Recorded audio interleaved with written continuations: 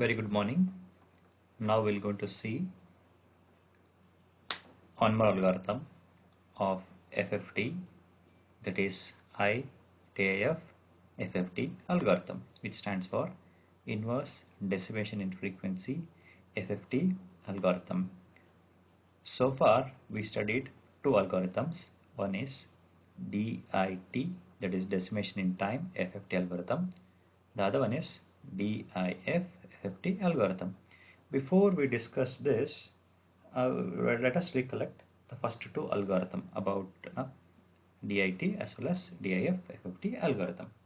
In DIT FFT algorithm, as we can recollect, from left we clubbed 2 samples and then 4, and then we clubbed all 8 samples. We multiplied total factor terms initially. Remember, we multiplied total factor terms initially. Input is bit reversed, output is natural order. Whereas in DIF FFT algorithm, it is combination of 8 samples and then 4 and then combination of 2 samples. Here input is natural order, output is bit reversed, and one more thing is here we multiply total factor term at the end. So if you have this particular basic knowledge, understanding of IDIF FFT will become easy for us. Now, as you can recollect, I started with DIT, decimation in time, and then I moved to DIF, that is decimation in frequency. Now I am discussing IDIF FFT algorithm. In the same way, you should remember. It will be easy for us to recollect the 4 algorithms together at the end. So the third one is IDIF FFT. Most of you will confuse it. It's IDIT FFT algorithm, that what you have studied as a third algorithm, but actually you are studying IDIF FFT algorithm. Kindly note down this particular point. And this particular why specifically that we are studying IDIF FFT algorithm is, the reason is the algorithm will look, or the butterfly structure that what we're going to write will look similar to the first one. The first one is DIT FFT algorithm. As a result, it will be easy for us to map at the end. Therefore, we are studying this as a third algorithm. Now we will study this particular algorithm. Now we're going to solve one problem based on this particular algorithm. And problem is like this: the first 5 points of the 8-point real valued sequence is given by x of 0 is equal to 0, x of 1 is equal to 2 plus 2j, x of 2 is equal to minus 4j, x of 3 is equal to 2 minus 2j, x of 4 is equal to 0. Determine the remaining point and hence find the original sequence x of n using DIF algorithm. So here two things you should remember. One is they have not given the complete sequence. They have given only part of a sequence, and they ask us to find out the remaining points. But total number of points is 8. In other words, length is 8.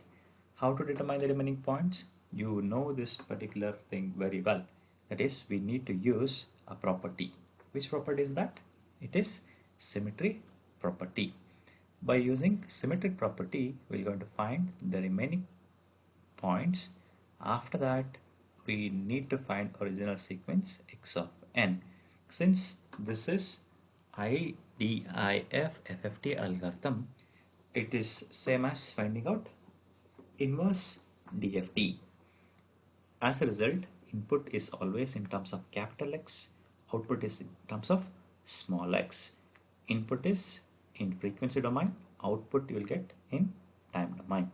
So in the module 1 only we have studied that these sequences, the sequences which we'll study, are always one-to-one. In other words, you can convert time domain into frequency domain and you can get back the original sequence from frequency domain samples. Now we'll see the algorithm. As we know, the number of points or length is n, we should draw 8 lines. So I'm going to draw 8 lines.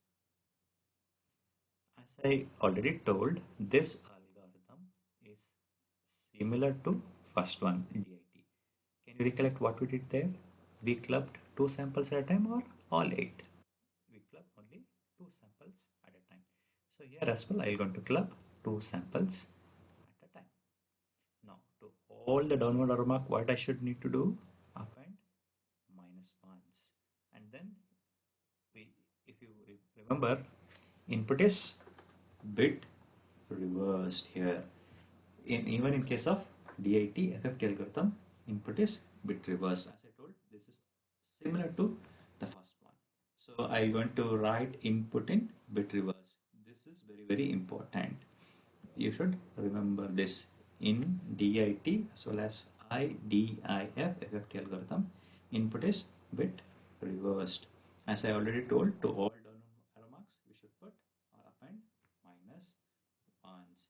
And as I already mentioned, this is almost similar to DIT. In DIT, where did we multiply total factor terms? We multiplied total factor terms before initially. So here as well, I will going to multiply total factor terms initially. But one change here is the power will take it as negative. The power will take it as negative. Instead of W8 0, we'll multiply W8 minus 0. It won't change for W8 0. The reason is W8 0 or W8 minus 0, it's always 1. But it will going to change for other total factor terms. You need to take conjugate of it. That you already observed, I guess. Why we need to multiply minus powers here? Because we are finding out inverse DFT. If you can recollect in module 1, while finding out inverse DFT using matrix method, how did you multiply total factor term, or what does that total factor matrix consisting of? Total factor terms with conjugate. If you take conjugate, what you'll get? You'll get minus sign there, because this is a complex number. So I'm going to multiply total factor terms before initially. So in the first side, I'm going to multiply W8 minus 0. Now you can easily find out the answers, I guess, because it's almost similar to the first one which we already studied. So what you'll get for V11 of 0? It is 0. How? It is given by x of 0, which is 0. W8 0 is 1. 1 into 0, that is x of 0 value, x of 4 value is 0. 1 into 0 is 0. So 0 is coming from upward arrow mark, and then another 0 is coming from x of 0. So 0 plus 0 is always equal to 0. Then what is the value at V11 of 1? Again it is 0, because input itself is 0, right? As a result, you will get 0 only. Can you tell me the next answer? Okay, it is given by x of 2, W8 0, x of 6. What is the value of x of 2? The value of x of 2 is minus 4j. What is the value of x of 6? It is plus 4j. What is the value of W8 minus 0? It is 1. 1 multiplied by 4j is 4j. 4j is coming from upward arrow mark. And then minus 4j is coming along horizontal axis. Here we should add up. If we add minus 4j with plus 4j, what you'll get? You'll get 0 only. And then moving on, the next answer is minus 8j. How that is minus 8j? See, from downward arrow mark, minus 4j is coming. Minus 1 into 1. And that is the value of W8 0 is, W8 minus 0 is 1. Minus 1 into 1, minus 1. Minus 1 into plus 4j, it is minus 4j. So minus 4j is coming along horizontal axis. Whereas another minus 4j is coming from downward arrow mark. As a result, minus 4j will gives you minus 8j. Now, if you follow the same steps, you will get V21 of 0 as 4 plus 4j, which is equal to 2 plus 2j plus 2 plus 2j, which is equal to 4 plus 4j. Can you guess the next answer, that is V21 of 1. Okay, what you are telling is correct. It is 0 because here subtraction is happening. Input value is same. As a result, it is 0. Are you getting this answer at V22 of 0? That is 2 minus 2j minus of 2 minus 2j. You will definitely get, sorry, it's not minus of, it is plus 2 minus 2j plus 2 minus 2j. You will get 4 minus 4j. What about P21 of 1? It is 0 because here we subtract. Next, shall we move to the next stage? In the next stage, it is combination of 4 samples at a time. So I'm going to combine 4 samples at a time. Similarly, repeat to the bottom half. And we should append minus 1s to downward arrow marks. And total factor term has to be multiplied initially. Here, power is negative. That is the only change which you can observe here when compared to the first one with respect to total factor terms. So you keep on, find out the values. Are you getting f1 of 0 is 0? Yes, you will definitely get addition operation. Again, addition operation. Remember, here we should multiply W8 minus 2 value with V12 of 1. Then the result has to be added with V11 of 1, which is 0 plus 8. Because W8 minus 2 is what? You know that answer, right? J. J into J, J square. J square is minus 1. Minus 1, already one minus is there, so you get plus. So it is plus 8. Similarly, F1 of 2 is given by V11 of 0 minus 1 into W80, which is minus 1 only, into 0. So 0 minus 0, it is 0 only. Similarly, check this answer, F1 of 3.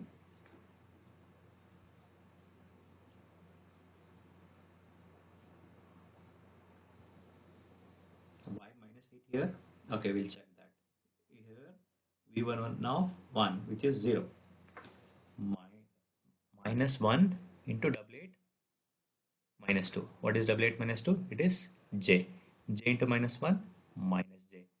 Minus 1 into minus 1 plus 1. J square is minus 1. So in total you will get minus 8. Similarly, check for F2 of 0. Here plus 4J minus 4J will cancel out. The reason is here we should perform addition operation. As real term will get added up. As a result, it is 8 only. Then 0 with 0, it is 0. Similarly, here you should perform subtraction operation. Here real terms will cancel out. Is it? Imaginary part should be retained. Here 0 with 0 will get 0.